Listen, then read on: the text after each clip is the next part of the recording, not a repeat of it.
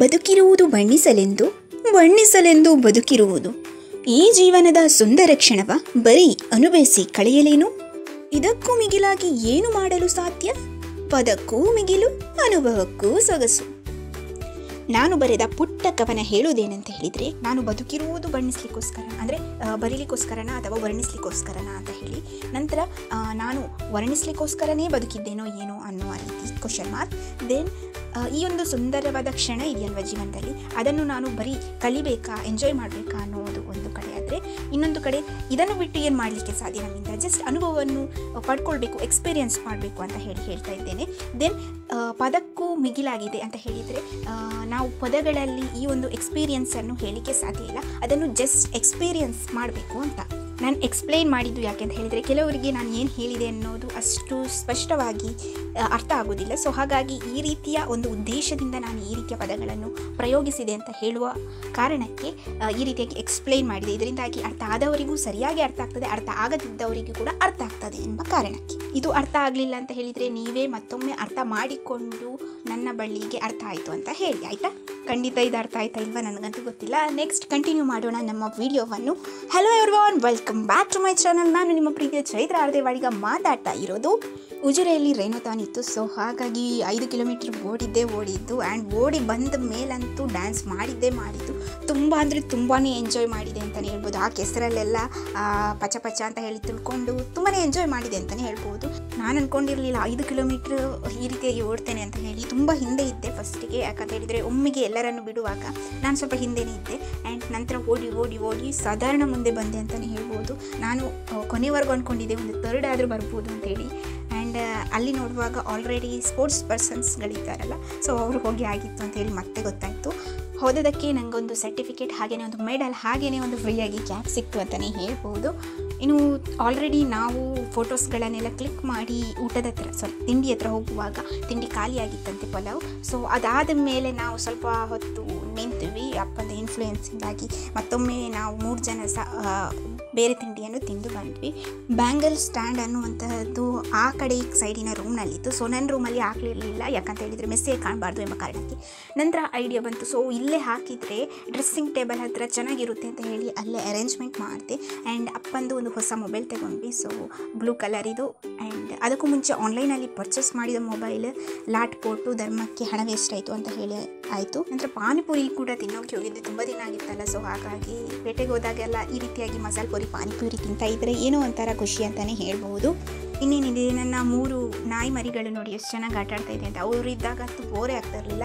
ಈಗ ಬೋಲು ಮಾತ್ರ ಉಳ್ಕೊಂಡಿದ್ದಾನೆ, ಹಾಗೆ ಬೆಕ್ಕುಗಳಲ್ಲಿ ಚುಕ್ಕಿ ಮಾತ್ರ ಉಳ್ಕೊಂಡಿದ್ದಾಳೆ. ಆ್ಯಂಡ್ ನಮ್ಮ ಆ ಪ್ರೀತಿಯ ಕ್ಯೂಟ್ ಚಿಕ್ಕ ಮಿನ್ನು ಕೂಡ ನಮ್ಮಿಂದ ದೂರ ಆಗಿದ್ದಾಳೆ, ತಿಳಿಯೋದ್ಲು ಅಂತಲೇ ಹೇಳ್ಬೋದು. ಆ್ಯಂಡ್ ನನ್ನ ಡ್ರಾಯಿಂಗ್ಸ್ಗಳು ಹಾಗೆಯೇ ಬುಕ್ ಕಲೆಕ್ಷನ್ಗಳನ್ನು ನಿಮಗೆ ತೋರಿಸುವ ಅಂತ ಹೇಳಿ ಮನಸ್ಸು ಮಾಡಿದ್ದೆಲ್ಲ, ಸೊ ಅದನ್ನೆಲ್ಲ ತೋರಿಸ್ತಾ ಇದ್ದೇನೆ. ಸೊ ಈ ಪೇಪರ್ಸ್ಗಳಲ್ಲಿ ಏನು ನೋಡ್ತಾ ಇದ್ದೀರಲ್ವಾ, ಅಲ್ಲಿ ಚೈತ್ರ ಆರ್ದೇವಾಡಿಗ ಬಂದಿದೆ ನೋಡಿ. ಸೊ ನಾನು ಆರ್ಟಿಕಲ್ ಬರೆದು ಶೇರ್ ಮಾಡಿರುವಂಥದ್ದು ವಿಜಯ ಕರ್ನಾಟಕ ಪೇಪರ್ಗೆ. ಸೊ ಅಲ್ಲಿಂದ ಫಸ್ಟ್ ಆರ್ಟಿಕಲ್ ಬಂದಾಗಂತೂ ಖುಷಿಯಲ್ಲಿ ಹಾರಾಡಿದ್ದೆ ಅಂತಲೇ ಹೇಳ್ಬೋದು. ಆ ಮೆಮೊರಿಯನ್ನಂತೂ ಮರೀಲಿಕ್ಕೆ ಇಷ್ಟು ಸರಿ ಪೇಪರಿಗೆ ಬಂದಿದೆ ಅಲ್ವಾ. ಸೊ ಫಸ್ಟ್ ಟೈಮ್ ಪೇಪರ್ನಲ್ಲಿ ನನ್ನ ಹೆಸರನ್ನು ನಾನು ಕಂಡಾಗ ಎಷ್ಟು ಖುಷಿ ಪಟ್ಟಿದ್ದೇನೆ ಅಂತ ಹೇಳಿದರೆ ನನಗೆ ಈಗಲೂ ಖುಷಿ ಆಗ್ತದೆ ಅದನ್ನು ಯೋಚನೆ ಮಾಡಿದ್ರೇ. ಆ್ಯಂಡ್ ಅದ ನಂತರ ಸ್ವಲ್ಪ ಫೀಲಿಂಗ್ಸ್ ಕಮ್ಮಿ ಆಗ್ತಾ ಬಂತು ಅಂತಲೇ ಹೇಳ್ಬೋದು. ಈಗ ಪೇಪರಲ್ಲಿ ಬಂದರೆ ವಾ ಅಂತ ಹೇಳಿ ಅನಿಸ್ತದೆ. ಈಗಂತೂ ಬರೆಯೋದು ಕಮ್ಮಿ ಮಾಡಿದ್ದೇನೆ. ಸೊ ಅಪರೂಪಕ್ಕೆ ತುಂಬ ದಿನಗಳ ನಂತರ ನನ್ನ ಹೆಸರನ್ನು ಮತ್ತೆ ಕಂಡ್ರೆ ಮತ್ತೆ ಅದೇ ರೀತಿಯ ಅನುಭವ ಆಗುತ್ತೆ. ಬಟ್ ಮೊದಲಿನ ಅನುಭವಕ್ಕೆ ಯಾವುದೂ ಸರಿಸಾಟಿ ಅಲ್ಲ ಅಂತಲೇ ಹೇಳ್ಬೋದು. ನಂತರ ಇವುಗಳೆಲ್ಲ ನನ್ನ ಚೈಲ್ಡ್ಹುಡ್ನಲ್ಲಿ ಬಿಡಿಸಿದಂತಹ ಒಳ್ಳೊಳ್ಳೆ ಡ್ರಾಯಿಂಗ್ಸ್ಗಳು. ಕೆಟ್ಟ ಡ್ರಾಯಿಂಗ್ ಕೂಡ ತೋರಿಸಿದ್ದಾರೆ, because it's a memory for me. So ಪ್ರತಿ ಮೆಮೊರಿಯಲ್ಲೂ ಒಂದೊಂದು ಕತೆ ಇದೆ ಅಂತಲೇ ಹೇಳ್ಬೋದು. ಆ್ಯಂಡ್ ಬೆಕ್ಕು ನೋಡಿ, ನಾನು ಸಾಂಗ್ ಹಾಕೊಂಡು ಡ್ಯಾನ್ಸ್ ಮಾಡ್ತಿದ್ರೆ ಪಕ್ಕದಲ್ಲೇ ಬಂದು ಕೂತ್ಕೊಳ್ತಿದ್ದು. ಸೊ ಹಾಗೆ ವಿಡಿಯೋ ಕ್ಲಿಪ್ಪನ್ನು ಚೆನ್ನಾಗಿ ತೆಗೆದುಬಿಟ್ಟೆ. ಆ್ಯಂಡ್ ಕೆ ಡ್ರಾಮಾ ಟಿ ವಿಯಲ್ಲಿ ಬರ್ತಾ ಇದ್ದರಿಂದಾಗಿ ನೋಡ್ತಾ ಇದ್ದೆ. ಆ್ಯಂಡ್ ಇದು ಹಳೆ ಟಿ ವಿ, ಈಗಂತೂ ಹೊಸ ಟಿ ವಿ ಬಂದಿದೆ. ಯೂಟ್ಯೂಬಲ್ಲಿ ಅಥವಾ ಹಾಟ್‌ಸ್ಟಾರ್ನಲ್ಲಿ ಅಥವಾ ಅದರದೇ ಒಂದು ಟಿ ವಿದ ಆ್ಯಪ್ ಇದೆ ಅಲ್ಲ, ಸೊ ಅದರಲ್ಲಿ ಹೋಗಿ ಮೂವೀಸ್ ನೋಡೋದಕ್ಕೆ ಸ್ಟಾರ್ಟ್ ಮಾಡಿದ್ದೇನೆ. ಸೊ ಫಸ್ಟಿಗೆ ಟಿ ವಿ ತಂದಾಗಂತೂ ಅದೇ ಕೆಲಸ, ಯೂಟ್ಯೂಬಿಗೆ ಕನೆಕ್ಟ್ ಮಾಡೋದು, ನೋಡೋದು, ಇಡೀ ದಿನ ಅದೇ ಕೆಲಸ ಆಗ್ತಿತ್ತು. ಆ್ಯಂಡ್ ತುಂಬ ಟೈಮ್ ವೇಸ್ಟು ಅಂತ ಕೂಡ ಅನಿಸ್ತಾ ಇತ್ತು, ಬಿಕಾಸ್ ಅಷ್ಟು ನೋಡ್ತಾ ಇದ್ದೆ ನಾನು ಮೂವೀಸ್ಗಳನ್ನೆಲ್ಲ. ಆ್ಯಕ್ಚುಲಿಯಾಗಿ ಬುಕ್ಸ್ಗಳ ಬಗ್ಗೆ ಹೇಳಬೇಕು ಅಂತ ಹೇಳಿದರೆ ಎಷ್ಟು ತೋರಿಸಿದ್ರು ಮುಗಿಯೋದೇ ಇಲ್ಲ, ಅಷ್ಟು ಬುಕ್ಸ್ಗಳಿದ್ದಾವೆ. ಸೊ ಪ್ರತಿ ಪೇಜನ್ನು ತೋರಿಸ್ಕೊಳ್ತಾ ಹೋದರೆ ಎಲ್ಲ ಬುಕ್ ಇದು ಖಂಡಿತ ಒಂದು ದಿನವೇ ಬೇಕು ಅಂತಲೇ ಹೇಳ್ಬೋದು. ಬಿಕಾಸ್ ಅಷ್ಟು ಮೆಮೊರೀಸ್ಗಳಿದ್ದಾವೆ. ಅದರಿಂದಾಗಿ ಆದಷ್ಟು ಸಾಧ್ಯವಾದಷ್ಟು ಸ್ಪೀಡಾಗಿ ವೀಡಿಯೋಸ್ಗಳನ್ನು ತೆಗಿತಾ ಹೋದೆ. ಇನ್ನೂ ಬೇಕಾದಷ್ಟು ಬುಕ್ಗಳಿದ್ದಾವೆ, ಬಟ್ ಇವುಗಳು ಒಂಥರ ಹೆಚ್ಚಿನ ಮೆಮೊರೀಸ್ಗಳನ್ನು ಕ್ರಿಯೇಟ್ ಮಾಡಿದ ಬುಕ್ಗಳು. ಹಾಗಾಗಿ ನಾನು ಇವುಗಳನ್ನು ತೋರಿಸ್ತಾ ಇದ್ದೇನೆ ನಿಮಗೆ. ಯಾವುದೋ ವರ್ಷದಲ್ಲಿ ಪೇಪರಿಗೆ ಅಂಟಿಸಿಟ್ಟ ಗಿಡಗಳು ಕೂಡ ಹಾಗೆ ಇದ್ದಾವೆ. ಎಲ್ಲ ಮೆಮೊರಿಗಳೇ ಅಂತಲೇ ಹೇಳ್ಬೋದು. ಯಾಕಂದರೆ ಇದು ನಾನು ಹೈಸ್ಕೂಲ್ನ ಟೈಮ್ನಲ್ಲಿರುವಾಗ ಬರ್ತಾಯಿತ್ತು. ಆ್ಯಂಡ್ PUCಗೆಲ್ಲ ಬಂದ ಮೇಲೆ ಬರೆಯೋದನ್ನು ಕಮ್ಮಿ ಮಾಡಿ ಅಂಟಿಸೋಕೆ ಸ್ಟಾರ್ಟ್ ಮಾಡಿದೆ. ಸೊ ಎಲ್ಲ ಆರ್ಟಿಕಲ್ಸ್ ಯಾವುದೆಲ್ಲ ಇಂಪಾರ್ಟೆಂಟ್ ಅಂತ ಹೇಳಿ ಅನಿಸುತ್ತೋ ಎಲ್ಲವನ್ನು ಅಂಟಿಸ್ತಾ ಇದ್ದೆ. ಆ್ಯಂಡ್ ಅದಾದಮೇಲೆ ಕಮ್ಮಿ ಆಗ್ತಾ ಬಂತು. ಡಿಗ್ರಿಯಲ್ಲಿ ಈ ಒಂದು ಹ್ಯಾಬಿಟ್ ಅನ್ನೋದು ನಿಂತಿತ್ತು ಅಂತಲೇ ಹೇಳ್ಬೋದು. ಸಣ್ಣದಾಗಿ ಅಪರೂಪಕ್ಕೆ ಸಿಕ್ಕಿದ ಸಣ್ಣ ಪುಟ್ಟ ಸ್ಟಿಕ್ಕರ್ಸ್ಗಳನ್ನೆಲ್ಲ ಹಳೆ ಬುಕ್ಕಿಗೆ ಅಂಟಿಸ್ತೀನಿ. ಬಿಟ್ಟರೆ ಅದಕ್ಕಂತಲೇ ಸಪ್ರೇಟಾಗಿ ಇಡೀ ದಿನ ಟೈಮ್ ಇಟ್ಕೊಂಡು ಯಾವುದನ್ನು ಮಾಡೋಕ್ಕೆ ಹೋಗೋದಿಲ್ಲ. ಈಗ ಬೇರೆ ಹಾಬೀಸ್ಗಳಿಗೆ ಮನ ತಿರುಗಿರೋದ್ರಿಂದಾಗಿ ಡ್ಯಾನ್ಸ್, ಡ್ರಾಯಿಂಗ್, ಪೇಂಟಿಂಗ್ ಅಂತ ಹೇಳಿ ವಾಲ್ ಪೇಂಟಿಂಗ್ ಅಂತ ಎಲ್ಲ ಸ್ಟಾರ್ಟ್ ಮಾಡಿದ್ದೇನಲ್ಲ. ಸೊ ಟೈಮ್ ಎಲ್ಲ ಅದಕ್ಕೆ ಡೆಡಿಕೇಟ್ ಆಗುತ್ತೆ. ಹೇಳಿದಷ್ಟು ಮುಗಿಯದ ಮೆಮೊರೀಸ್ಗಳಿದ್ದಾವೆ ನನ್ನಲ್ಲಿ. ಸೊ ನನ್ನ ಮೆಮೊರಿಗಳು ನನಗೆ ಸ್ವೀಟ್ ಆಗಿರ್ತದೆ ಆ್ಯಂಡ್ ಅದನ್ನು ಬೇರೆಯವರ ಜೊತೆ ಶೇರ್ ಮಾಡಲಿಕ್ಕೆ ನನಗೆ ತುಂಬ ಇಷ್ಟ ಅಂತಲೇ ಹೇಳ್ಬೋದು.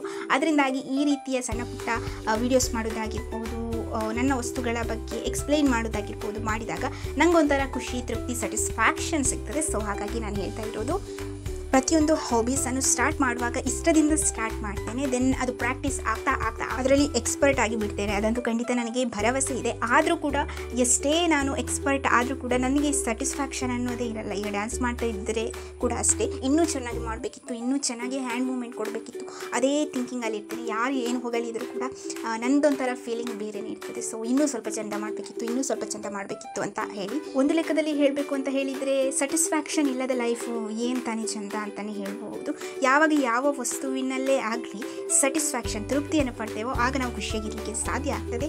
ಆದರೆ ಸಮ್ಟೈಮ್ಸ್ ಏನಾಗ್ತದೆ ಅಂತ ಹೇಳಿದರೆ, ಸ್ವಲ್ಪ ಬಿಗ್ಗಾಗಿ ಅಚೀವ್ ಮಾಡಬೇಕು ಅಂತ ಹೇಳಿದರೆ, ದೊಡ್ಡದಾಗಿ ಏನೋ ಸಾಧನೆ ಮಾಡಬೇಕು ಅಂತ ಹೇಳಿದರೆ ಈ ರೀತಿಯ ತೃಪ್ತಿಯ ಭಾವವನ್ನು ಸ್ವಲ್ಪ ಕಮ್ಮಿ ಮಾಡ್ಕೊಳ್ಬೇಕಾಗ್ತದೆ. ಬಿಕಾಸ್ ಇದರಲ್ಲಿ ತೃಪ್ತಿ ಪಡ್ಕೊಂಡಿದ್ದರೆ ಮುಂದೆ ಪಡೆಯುವ ದೊಡ್ಡ ಒಂದು ಕನಸಿಗೆ ವಿರಾಮ ಹಿಟ್ಟಾಗ್ತದೆ. ಸೊ ಅದು ನನಗೆ ಇಷ್ಟ ಇಲ್ಲ. ಸೊ ಹಾಗಾಗಿ ನಾನು ಯಾವುದರಲ್ಲಿ ಖುಷಿ ಪಡಬೇಕು ಅದರಲ್ಲಿ ಖುಷಿ ಪಡ್ತೀನಿ, ಯಾವುದರಲ್ಲಿ ತೃಪ್ತಿ ಪಡಬೇಕು ಅದರಲ್ಲಿ ತೃಪ್ತಿ ಪಡ್ತೀನಿ, ಹಾಗೆಯೇ ಯಾವುದರಲ್ಲಿ ಮುಂದುವರಿಬೇಕು ಅದರಲ್ಲಿ ಮುಂದುವರಿತೇನೆ. ಬಟ್ ಒಂದು ವಿಚಾರ ಇದೆ, ಎಕ್ಸ್ಪೆಕ್ಟೇಷನ್ ಅನ್ನೋದು ಯಾವುದರಲ್ಲಿ ಇಟ್ಕೊಳ್ಬಾರ್ದು ಅಂತ ಹೇಳಿ. ಬಿಕಾಸ್ ಯಾವಾಗ ನಾವು ಎಕ್ಸ್ಪೆಕ್ಟ್ ಮಾಡಿ ಕೂಡ ಅದನ್ನು ಪಡೆಯದೇ ಇರ್ತೇವೋ ಸೊ ನಮಗೆ ತುಂಬ ಬೇಜಾರಾಗ್ತದೆ. ಸೊ ನಾವು ಡಿಸಪಾಯಿಂಟ್ ಆಗ್ತೇವೆ, ಆ ಒಂದು ಕೆಲಸವನ್ನು ಕೈ ಬಿಡುವ ಸಾಧ್ಯತೆಗಳು ಹೆಚ್ಚಿರ್ತದೆ.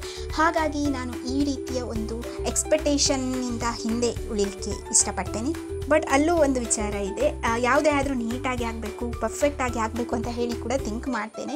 ಆ್ಯಂಡ್ ಆ ಪ್ರೊಸೆಸನ್ನು ಎಂಜಾಯ್ ಮಾಡೋದು ಕೂಡ ಅಷ್ಟೇ ಮುಖ್ಯ. ಈಗ ನಾನು ಡ್ರಾಯಿಂಗ್ ಬಿಡಿಸ್ತಾ ಇದ್ದೇನೆ ಅಂತ ಹೇಳಿದರೆ ಆ ಒಂದು ಡ್ರಾಯಿಂಗ್ ಮಾಡುವ ಟೈಮ್ನಲ್ಲಿ ಪಡುವಂತಹ ಖುಷಿ ಇದೆಯಲ್ವ, ಅದು ತುಂಬ ಮುಖ್ಯ ಅಂತಲೇ ಹೇಳ್ಬಹುದು. ಅಟ್ಲೀಸ್ಟ್ ನಾವು ಲಾಸ್ಟಿಗೆ ಒಳ್ಳೆ ಡ್ರಾಯಿಂಗ್ ಮಾಡಲಿಕ್ಕೆ ಆಗದಿದ್ದರೂ ನಾವು ಆ ಪ್ರೊಸೆಸನ್ನು ಎಂಜಾಯ್ ಮಾಡಿದಾಗ ಅದರಲ್ಲಿರುವ ಖುಷಿ ಆದರೂ ನಮ್ಮ ಪಾಲಾಗ್ತದೆ. So thank you for watching.